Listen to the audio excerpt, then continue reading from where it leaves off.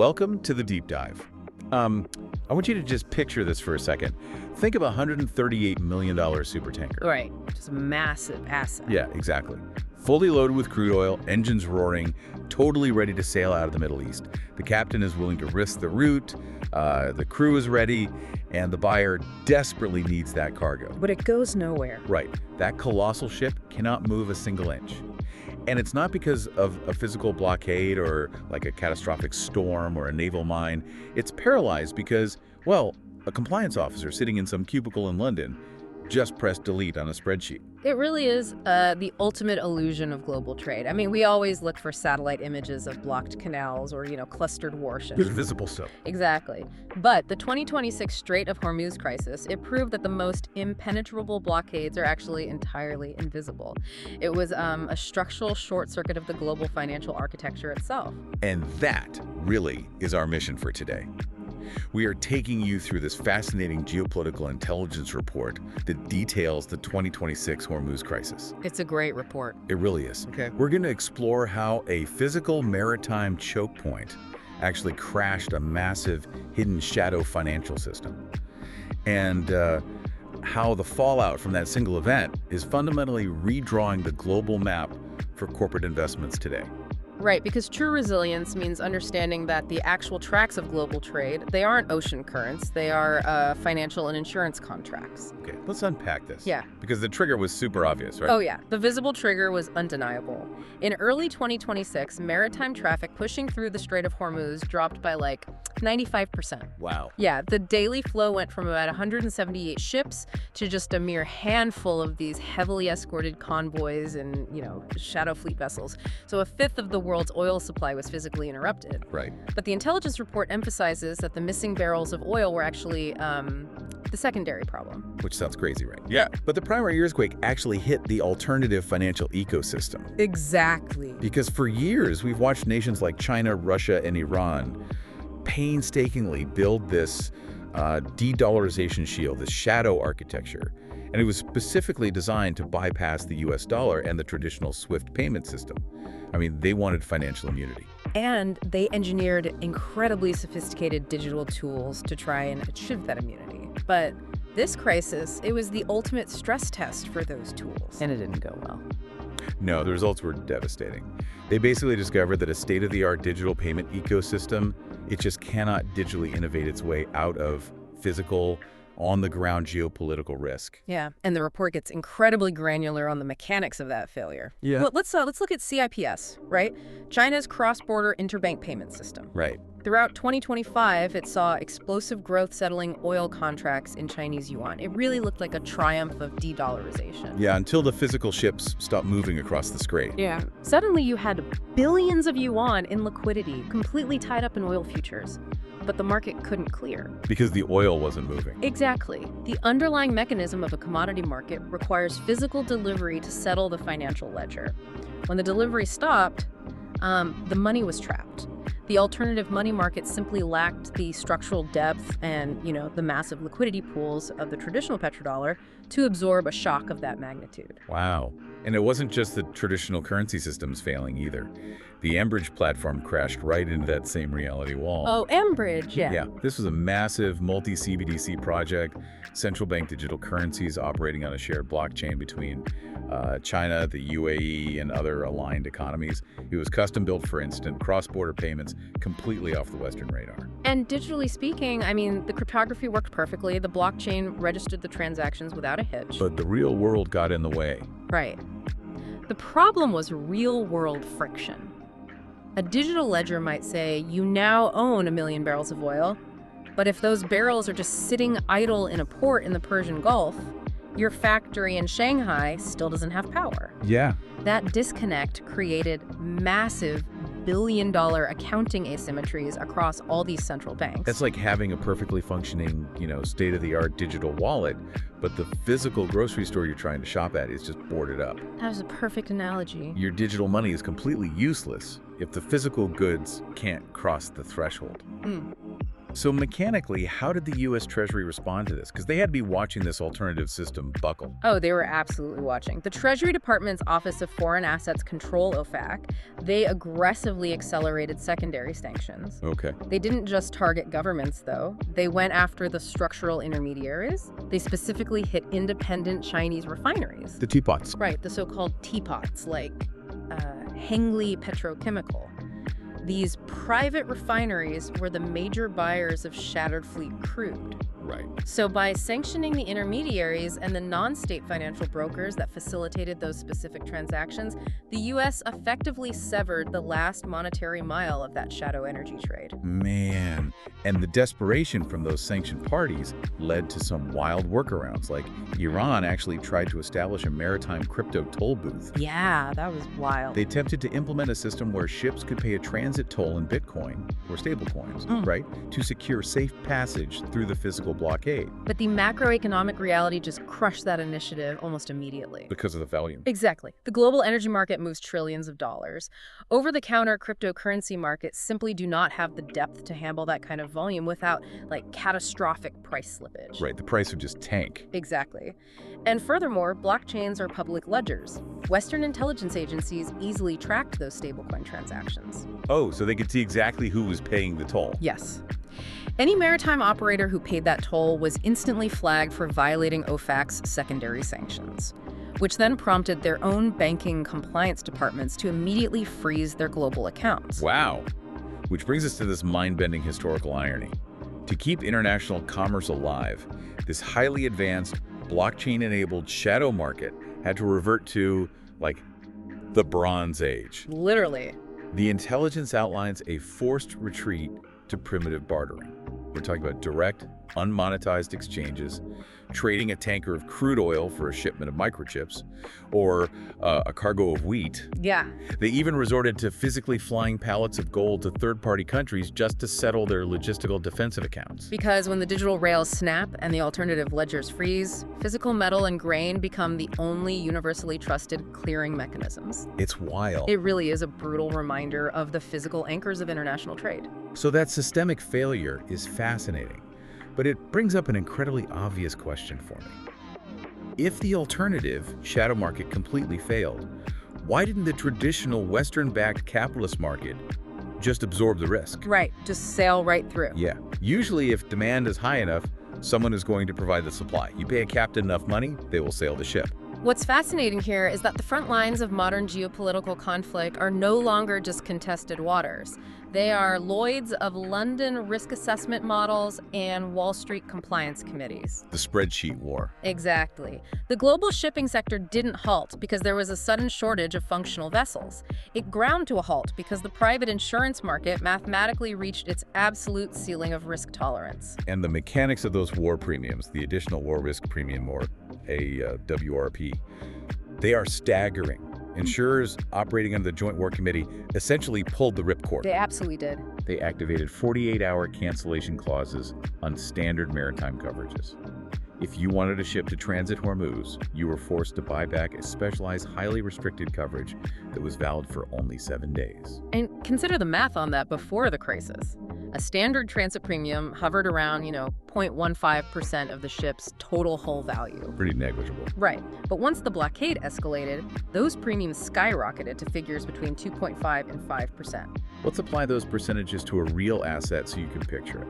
Take the standard very large crude carrier, a VLCC, valued at roughly $138 million. If intelligence algorithms flagged that ship as having even a tangential ownership tie to the US, the UK, or Israel, insurers labeled it a missile magnet. A missile magnet, yeah. And the premium shot up to 7.5%. Meaning the shipping company faces a bill of over $10 million in insurance alone, just for 1 week of transit. For 1 week? Yeah. And for the highest risk vessels, underwriters were quoting a 10% premium. In the maritime insurance industry, that isn't considered a legitimate market rate. What is it? That is go-away pricing. It is a deliberate mathematical strategy to reject the risk without officially refusing service. Okay, wait, I need to push back on this. Sure.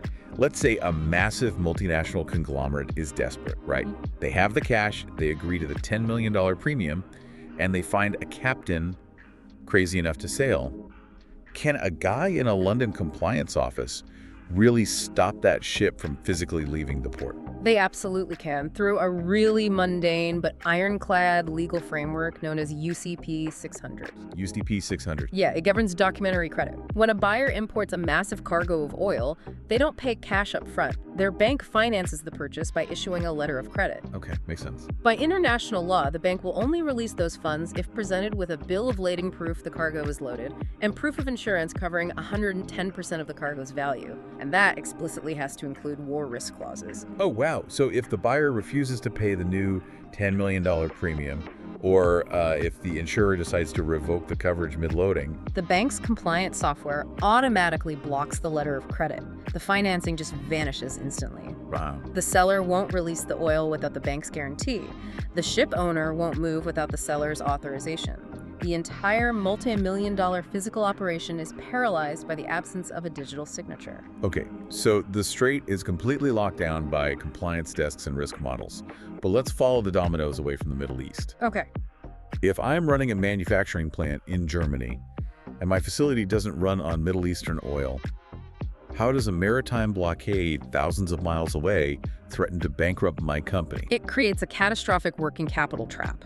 With Hormuz and the Suez routes compromised, the only viable alternative for ships moving from Asia to Europe is to circumnavigate the entire African continent via the Cape of Good Hope. Right, the massive detour. Yeah, it adds roughly 14 to 22 days of sheer transit time. So you're looking at nearly a month of extra sailing. And here's the financial mechanism that destroys businesses. When a European company imports components from Asia, they typically pay for the goods when they are loaded onto the ship. So the factory's operating capital is suddenly locked inside a steel box, floating off the coast of West Africa for an extra 3 weeks. It's like paying $50,000 up front for a kitchen renovation, but the contractor's truck breaks down 3 states away for a month. Exactly. Your bank account is empty, you still have to pay your daily mortgage and feed your family, but you have no kitchen. Multiply that by billions of dollars and you get the ghost inventory effect.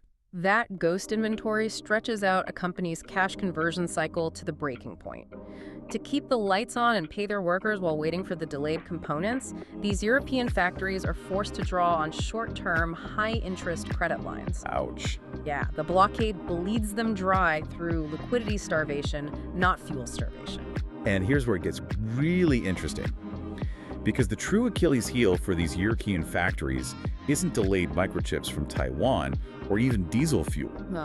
It's an invisible, direct dependence on the Middle East for something incredibly specific: chemical intermediaries and plastic polymers. Yeah, we often view the Middle East solely as a crude oil exporter, but it is actually a colossal hub for petrochemical refinement. Right. They produce the foundational synthetic materials that are absolutely essential for European packaging, household appliances, and heavy industry. Think about a European automotive plant. We aren't talking about abstract barrels of goo. We're talking about the highly specific engineered plastic polymers required to mold like the dashboard of a car. Exactly. If that one specific polymer is stuck in a warehouse in the Persian Gulf, the entire assembly line for a fleet of $50,000 vehicles grinds to a complete halt.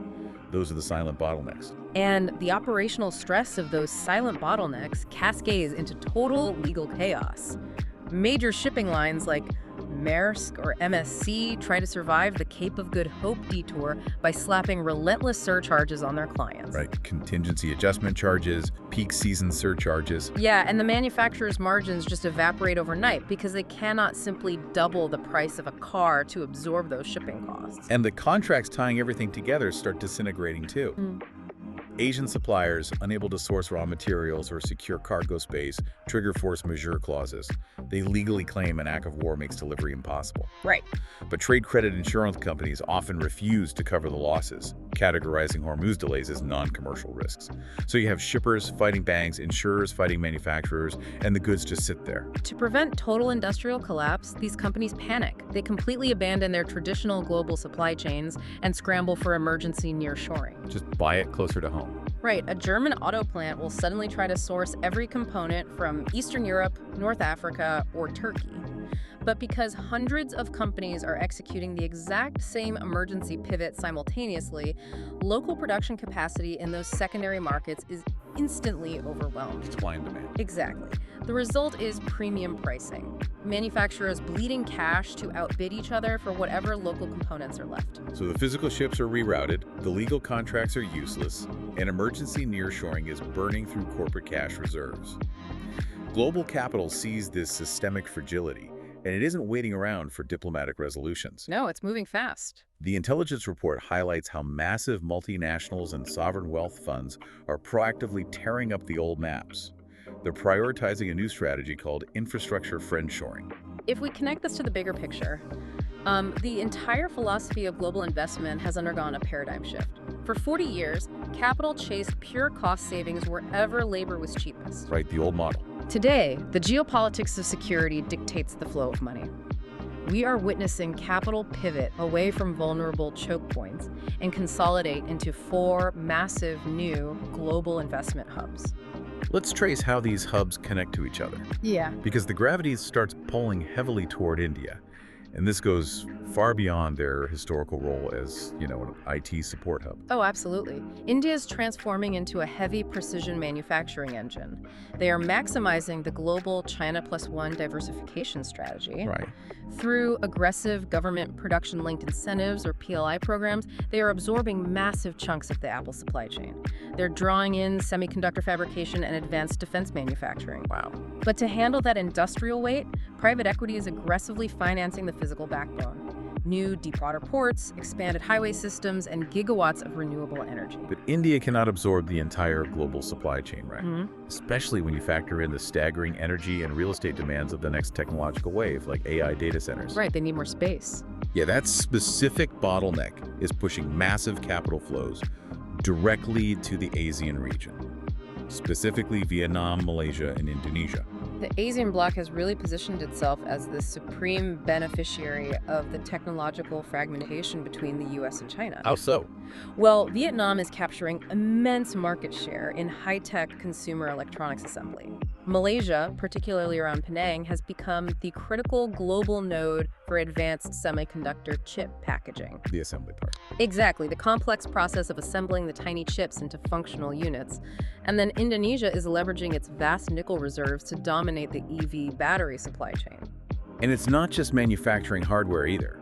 US tech behemoths like Microsoft, Amazon, and Google are pouring billions into ASEAN to build hyperscale data centers. Yeah. Part of that is geographical advantage, sure.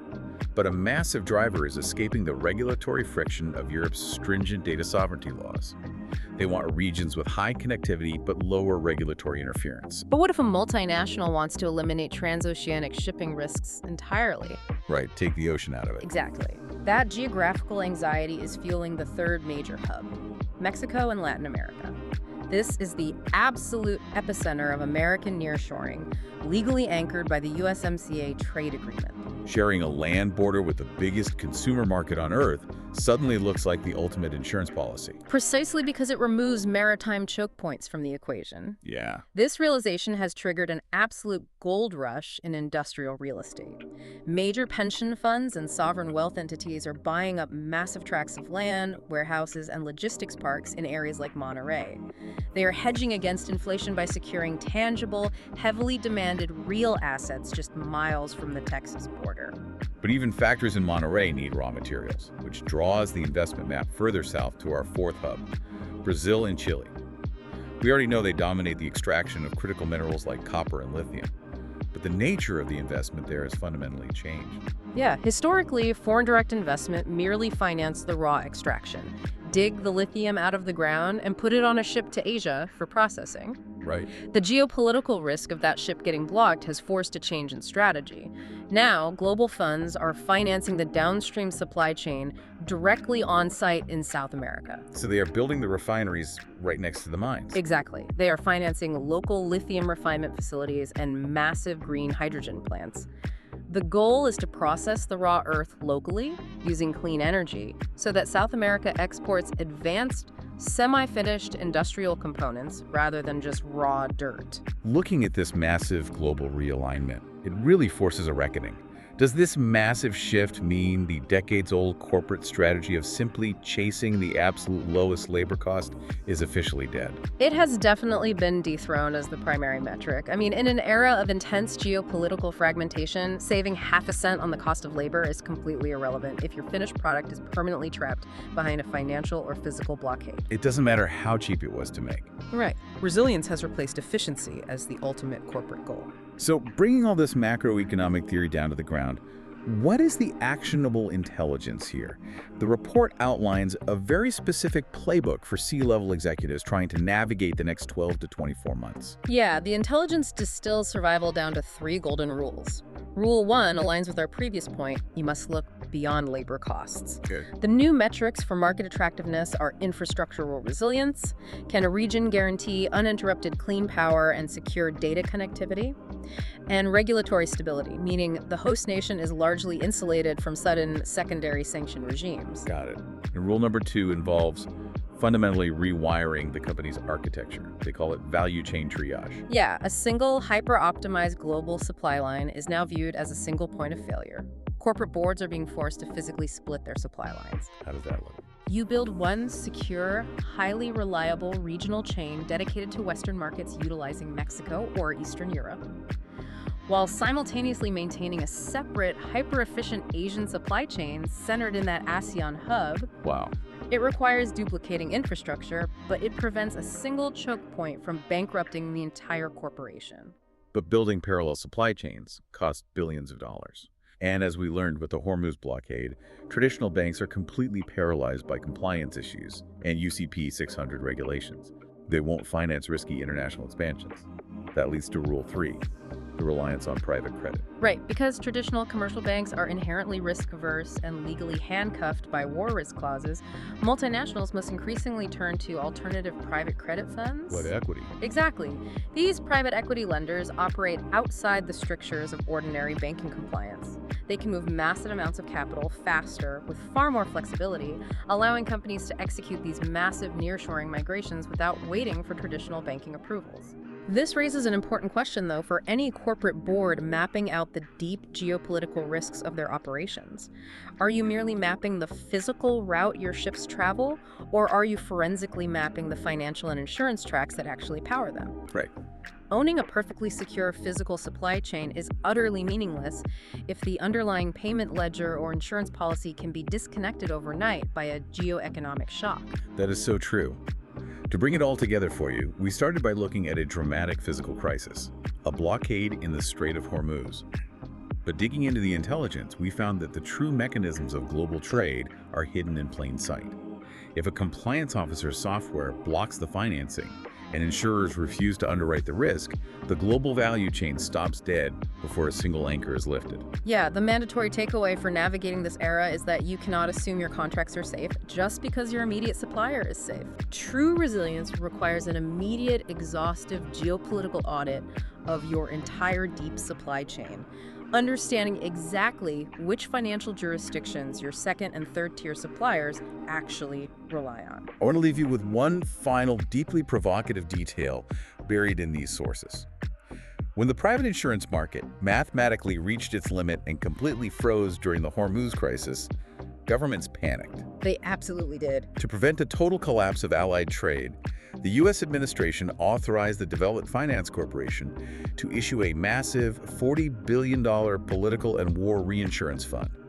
They essentially turned the federal government into the commercial insurer of last resort. The state stepping in to underwrite the risks that capitalism refused to touch. Exactly. And if we extrapolate that, Yeah. well, if private insurers permanently refuse to touch global choke points, are we entering a new era where the state permanently acts as the ultimate backstop for global trade? It's a huge question. Because if a government controls the only viable insurance policies, does everyday international commerce simply become a direct weapon of foreign policy? Think about the implications of an era where only state-approved goods are financially, legally, and physically allowed to move across the oceans. That concept completely dismantles the fundamental premise of free trade as we've known it for the last century. It changes everything. We started today picturing a massive supertanker held back by an invisible wall of paperwork.